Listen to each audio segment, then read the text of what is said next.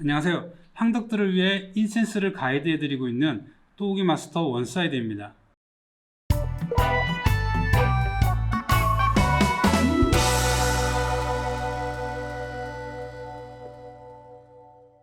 최근 인센스에 대한 관심과 사용이 늘어나면서 인센스를 사용하면서 좀 불편을 겪는 사례들도 좀 늘고 있습니다. 본인이 생각했던 향보다 조금 강하게 느끼시는 분들도 계실 거고, 목이 좀 칼칼하다거나 약간의 두통이 있다고 하시는 분들도 계십니다. 또오기 스토어를 이용하고 계시는 고객분들 중에서 한 100분 중에 한두 분 정도는 이런 불편을 호소하고 있습니다. 그래서 오늘 제가 인센스를 이용하기 전에 미리 좀 체크해 봐야 될 사항과, 그리고 인센스를 이용하시면서 좀 불편함 없이 이용할 수 있는 그런 몇 가지 노하우를 전해드리겠습니다.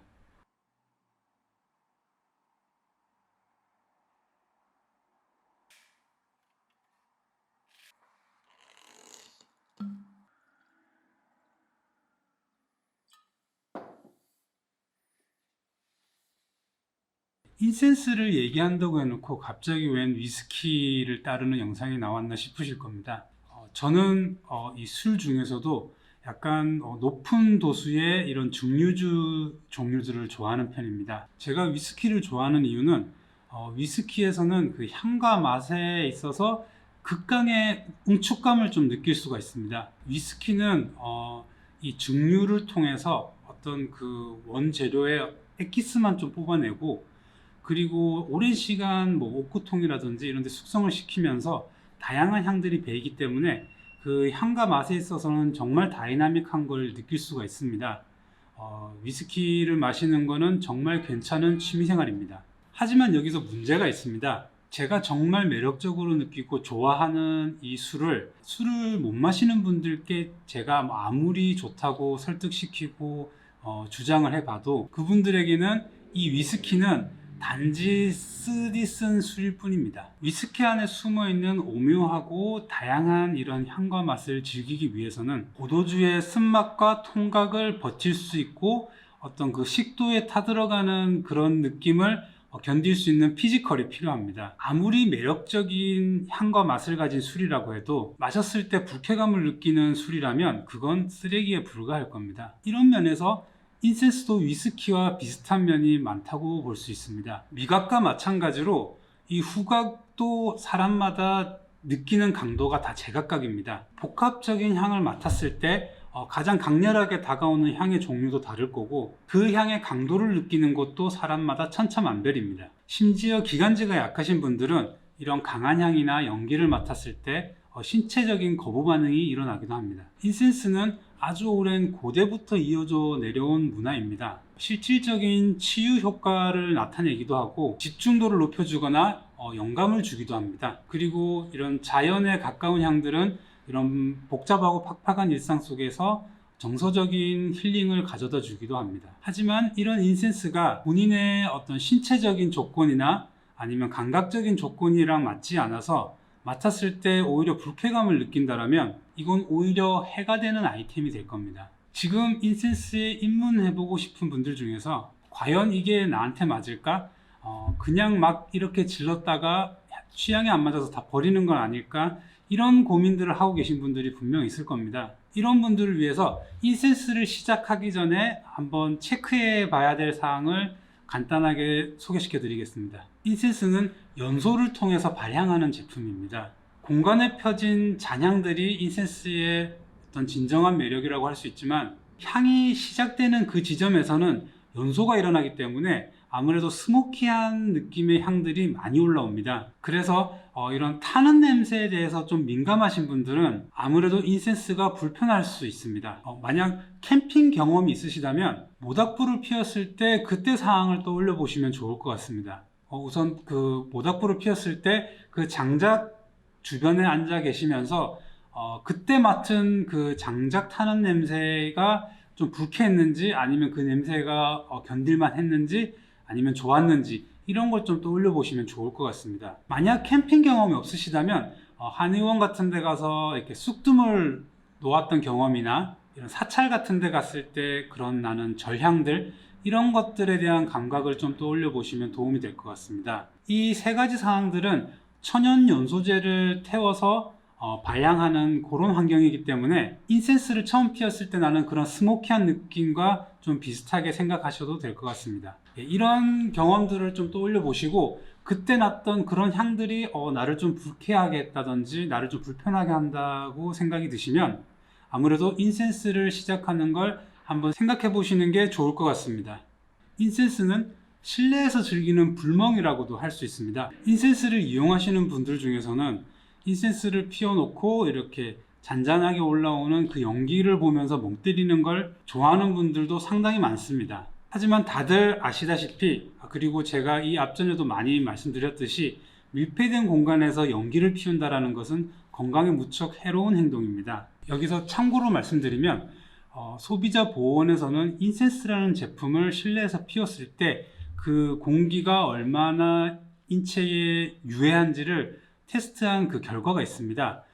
그 리포터를 보면은 환기를 하면서 인센스를 사용했을 경우 인체에 유해한 정도는 걱정 안 하고 이용해도 된다는 내용이 있습니다. 인센스를 피우면서 발생하는 이 연기에 대해서는 크게 걱정을 안 하셔도 되지만 연기에 민감한 기관지를 갖고 계신 분들이라면 디퓨저나 이런 오일 램프처럼 연기가 나지 않는 혹은 연소를 하지 않는 그런 발향 제품을 사용하시는 것을 추천드립니다. 사실 이 스모키한 향에 대한 적응도나 연기에 대한 민감도는 OX로 나눌 수 있는 그런 문제는 아닙니다.